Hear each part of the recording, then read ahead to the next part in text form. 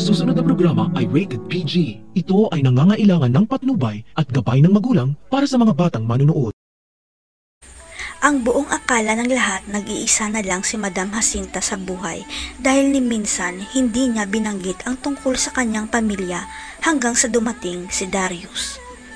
Nagulantang na lang si Rosel nang muli silang magkita ni Darius sa pinagtatrabahuan niya.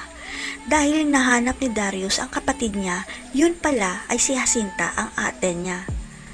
Nalantad ngayon na may kapatid pa pala si Jacinta at ang masakla pa sinisisi ni Jacinta si Darius sa pagkamatay ng mga magulang nila kaya galit na galit si Jacinta.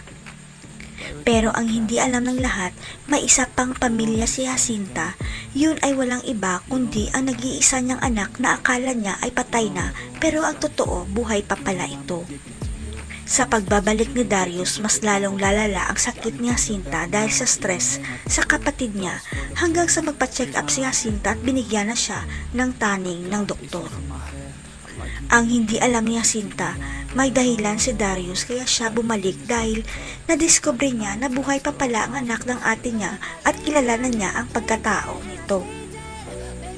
Ngunit sa pagsiwalat ni Darius ng katotohanan kay Jacinta na buhay pa ang anak niya, dito rin aaminin ni Jacinta na hindi na siya magtatagal sa mundo dahil sa sakit niya.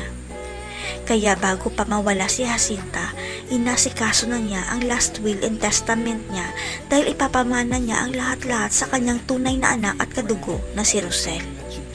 Si Darius na kaya magsisiwalat ng katotohanan kay Rosel dahil wala na si Jacinta.